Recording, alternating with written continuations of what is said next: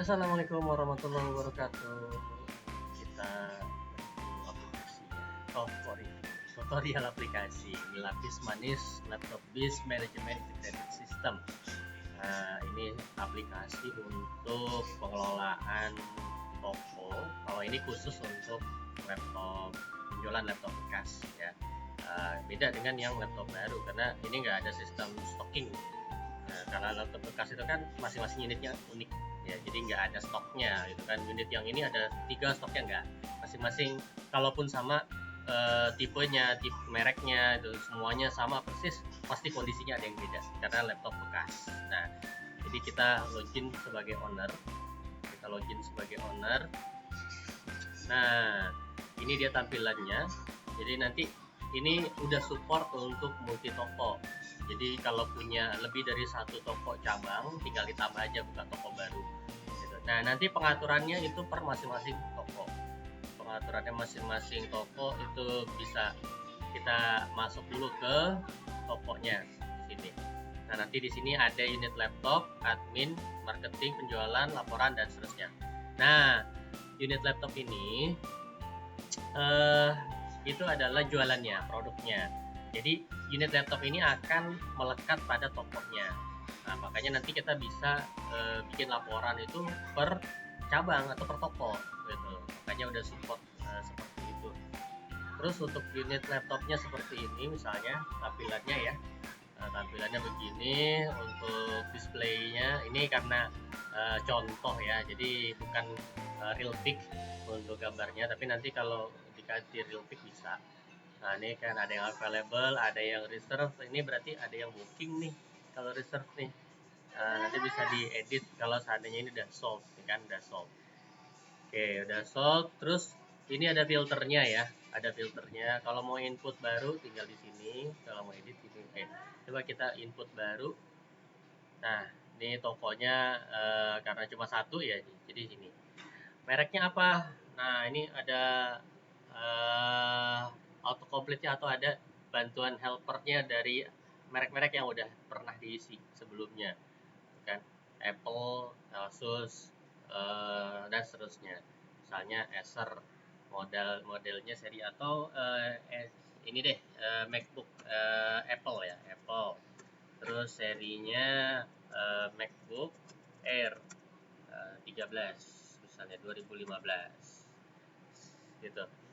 Terus tipe layarnya itu misalkan LED 13, ya LED 13, serial numbernya kalau ada boleh, kalau enggak ya nggak apa-apa. Nah prosesornya misalnya Intel Core i5 nah gini aja, nggak perlu, kalau MacBook tuh nggak ada gennya biasanya. Terus RAM-nya contohnya 8 GB DDR3. Nah, terus storage-nya misalkan biasanya sih 128, paling banter 256 kalau untuk MacBook. Ya, kita kasih ini GPU itu Intel ya, atau kayaknya sih ya, atau Apple. Ya Apple integrated GPU. Terus battery health-nya misalnya good, masih 85-82% misalnya. Grade-nya B deh misalnya, warna silver, statusnya available. Nah ini harga modal opsional sih, tapi ini bagusnya diisi karena ini nanti pengaruh ke laporan laba rugi, laporan profit. Jadi nanti bisa ketahuan nih yang ada di atas nih profit ini. Nah itu berdasarkan harga modal ini gitu. Nah harga net ini untuk kontrol. Jadi nanti ketika ada yang nego, kita bisa tahu netnya berapa gitu kan. Jangan, jadi nggak di bawah net untuk kita nawarin harganya. Misalnya harga modalnya ini 2 juta atau 1.700.000. Ini nanti ditambahin ini ya deh, pemisah separatornya. Ini 1.700.000. Terus harga netnya misalkan kita jualnya di angka 2.500.000 gitu. Harga displaynya, ini harga display untuk di ini, untuk di katalog misalnya kita 3 juta. Terus harga promonya itu di angka 2.850.000 gitu. Catatan spek kelengkapan, nah ini mungkin yang biasa kalau seandainya dituliskan di ini ya, di apa, toko-toko gitu ya, di promo-promo. Langsung aja pasti di sini boleh juga gitu. Terus foto itu lebih dari satu gitu misalnya, ini udah foto flyer yang tersedia, nggak ada foto laptop mentahannya tadi, ya udahlah gini aja. Uh, Terus simpan unit, tampilkan di katalog. Nah, terus mana dia barangnya, kita tinggal cari di MacBook Air 13 2000. Nah, ini dia barangnya, diskonnya tuh langsung kebaca 5%. Terus dia bakalan masuk juga ke katalog gitu. Nah, itu untuk unit laptopnya. Terus admin, misalkan punya admin, itu bisa ditambahin di sini, tambah tambah admin baru. Atau kalau seadanya kita lebih dari satu toko, adminnya ada yang dia kerja di 2 toko atau bolak-balik, atau sama adminnya itu tuker-tukeran, ya udah tinggal cukup create-nya 1 kali, nanti dia bisa nambah di sini gitu. Bisa tambah di sini kalau dia belum ada tokonya gitu. Terus untuk marketing sama gitu juga. Marketing tokonya itu bisa dibuat beda-beda. Bisa satu marketing, bisa 2 toko gitu megangnya, atau cuman dia pegang cuma 1 toko aja gitu marketingnya gitu, bisa diiniin. Terus, nah, ini adalah penjualannya. Penjualannya itu begini, eh, tinggal di sini ada admin penjualnya. Nah, ini admin penjual ini itu kalau seandainya login owner nih baru muncul kayak gini. Kalau misalkan login admin, dia nggak ada pilihan, dia memang hanya dia sendiri aja gitu. Terus marketing ini juga pilihan ya, apakah dia nanti dijualkan oleh berdasarkan penjualan dari marketing di luar gitu untuk si uh, buyernya atau customernya, itu bisa ditambah. Ini kaitannya untuk apa? Untuk fee. Nah, jadi kalau untuk admin, dia punya fee otomatis tuh nanti. Dia punya fee otomatis, dia tinggal dia punya fee otomatis, terus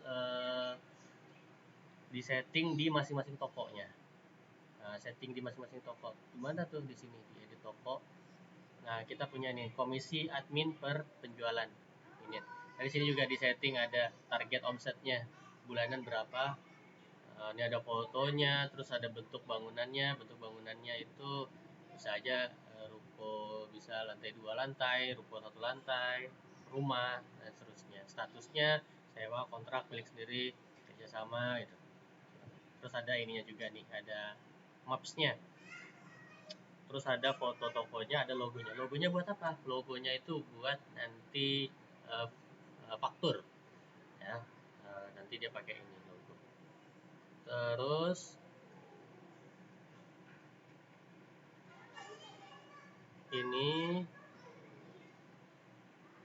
kita tinggal pilih ininya, misalkan yang tadi yang baru di ini ya, MacBook Air. Nah, ini yang barusan di iniin, yang apa namanya, barusan di input ya. Nah, ini detail, ini kenapa strip-strip, karena detailnya tadi nggak diisi deskripsinya. Nah, itu kalau diisi itu mungkin ini ya, di sisi tipe. Nah, tipenya itu diisi baru ini muncul gini. Nah, terus misalkan kita pakai adminnya Bella gitu, fee-nya muncul. kok tadi nggak muncul karena belum dipilih produknya. Kalau dihilangin ya fee-nya nggak ada dong, gitu kan. Masuk dulu karena ini fee per unit. Jadi kalau lebih dari satu unit fee-nya nambah. Tuh. Nah, oke. Terus nama pembelinya misalnya Jack. Terus HP, alamatnya Jalan Kenanga. Oke. Bayarnya apa? Bayarnya cash. Oke, fee marketing ada nggak? Nggak ada misalnya. Oke. Kalau ada fee marketing langsung aja ditulis di sini. Misalkan eh, marketing itu jual harganya segini, 2.800.000. Ini juga bisa diganti loh harga jualnya. Misalnya harga display itu sebenarnya promo 2.850.000. Tapi si marketing itu berhasil jual 3 juta. Bisa dibikin di sini 3 juta. 3 juta. Nah, terus eh, si ini si apa namanya? Marketing itu setor ke tokonya berapa? Misalnya ambil harga net. Harga net berapa? 2.500.000. Berarti fee marketingnya 500.000. Itu fee marketingnya. Kenapa? Karena dia toko itu menjual dengan harga net, gitu kan? Menjual dengan harga net. Maka si marketingnya itu yang menjual sampai ke harga 3 juta, begitu. Catatan ini misalkan garansi 1 bulan, gitu. Nah, terus sudah simpan, cetak faktur. Nah, cetak faktur ini jadinya, ini admin ini sesuai dengan yang dipilih tadi kolomnya. Kalau seandainya lo yang login juga admin Bella ya udah, ya memang langsung namanya dia. Itu pembelinya ini. Nah, ini speknya. Ini serialnya kalau ada serial numbernya ya. Kalau nggak ada ya udah begitu. Udah langsung clear, tinggal cetak.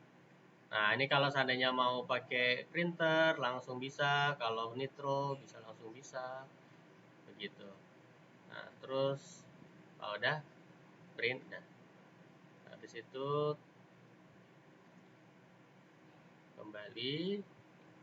Nah, ini tabel pembelian, penjualan. Jadi ini semua yang sudah terjual masuk ke sini. Oke, terus laporan. Nah, laporan ini banyak nih. Ada laporan barang masuk. Nah, ini laporan yang diinput nih.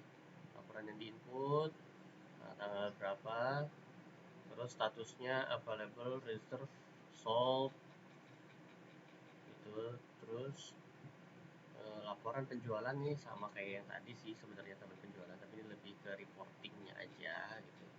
Hasil penjualan. Terus untuk, dan ini di filternya di sini ya. Jadi filternya nih bulannya di bulanan. Di sini pilih dulu di bulannya apa. Nanti akan muncul sesuai bulan yang ada di sini. Terus laporan penjualan per unit ada 90 unit. Oh, yang tadi itu per faktur. Yang ini per faktur. 74 faktur. Ya per invoice ya. Karena satu faktur bisa jadi ada 2 atau 3 pembeliannya. Gitu. Terus ini ada penjualan harian.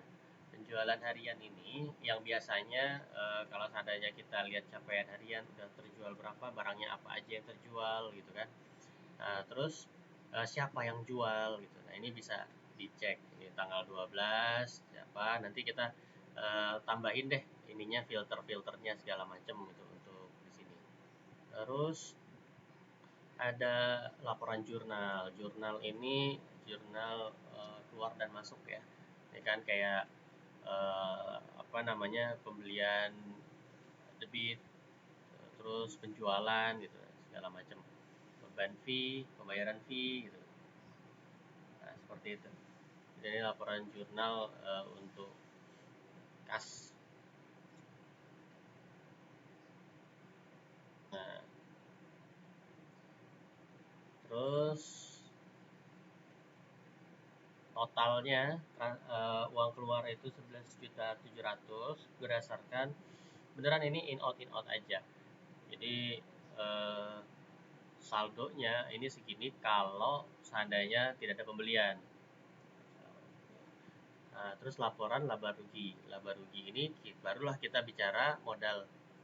kan, modalnya berapa. Modal ini anggapannya ini adalah yang diputar uangnya, omset ini penjualan, maka fee dari para admin dan juga marketing, terus laba rugi ini adalah profitnya dari apa namanya, toko, kan, dari toko ini saja. Jadi karena ini per toko ini. Terus prestasi admin ini adalah perankingan kalau misalkan punya banyak admin, siapa yang penjualannya terbanyak, penjualan terbanyak yang muncul di sini ini. Nah, terus prestasi marketing ada juga, kan, siapa yang penjualan unit, dia hitungannya unit ya, bukan omset ya, karena bisa jadi dia unitnya sedikit, jadi lebih besar dia omsetnya gitu kan, padahal lebih sedikit ya unit penjualannya. Nah, terakhir ini adalah tagihan untuk aplikasi ini sendiri. Nah, tagihan untuk aplikasinya itu kan di sini ada biaya per unitnya. Maksudnya itu biaya yang dikenakan setiap kali berhasil melakukan penjualan unit. Jadi beneran ini itu nggak memberatkan ya aplikasinya. Dia bayar kalau seandainya udah ada penjualan aja. Nggak ada penjualan dia nggak bayar. Gitu. Nah, terus juga nanti ini self assessment dan bisa dicicil, nggak mesti langsung bayar sebulan gitu, enggak. Misalkan mau harian bisa, mau pekanan bisa gitu kan, atau mau per 10 transaksi misalnya, oke, kita checklist 1, 2, 3, 4, 5, 6, 7, 8, 9, 10 gitu kan. Nah, kita buat invoice. Nah, ini yang belum dibayar dua, ada yang 6, ada yang 10. Gimana cara bayarnya? Tinggal dikirim bukti TF-nya. Nah, ini kirim bukti TF. Misalnya kita kirim bukti TF yang ini, yang 90, kita upload. Nah, tunggu verifikasi. Nanti admin akan verifikasi. Kalau udah verifikasi, dia jadi seperti ini, lunas. Kalau dia sudah lunas, maka dia di segini masuknya. Nah, kalau dia belum, maka ini masuk invoice tapi belum lunas statusnya. Nah, tadi transaksi yang barusan nih masuk baru kan, belum ditagih. Nah, ini kenapa 25.000? Karena di awal defaultnya 25.000, baru dirubah jadi 15.000. Nah, ini jadi kalaupun seandainya dirubah tarif baru yang sudah selesai lunas, dia nggak akan berubah fee-nya udah fix gitu.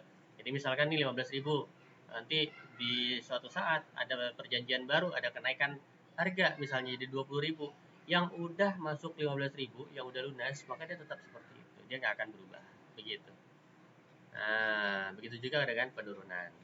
Maka ini ringan banget deh dari sisi pembiayaan, nggak mungkin nggak bisa bayar. Kenapa? Karena orang jualannya pasti ada profit dong, dan kita nggak minta banyak-banyak, dari profitnya cuman 15.000, ini nggak ada sekian persennya lah. Kalau kita perhatikan misalkan tadi harga modalnya segitu. Nah, jadi nanti untuk produk-produk lain, untuk penjualan apa namanya, aplikasi untuk barang-barang lain selain daripada laptop, bisa juga kita bikinkan dan bisa kita sesuaikan biaya per unitnya. Begitu. Oke, itu aja. Makasih, mudah-mudahan bermanfaat dan mudah-mudahan bisa menjadi solusi buat yang sedang nyari aplikasi seperti ini. Assalamualaikum warahmatullahi wabarakatuh.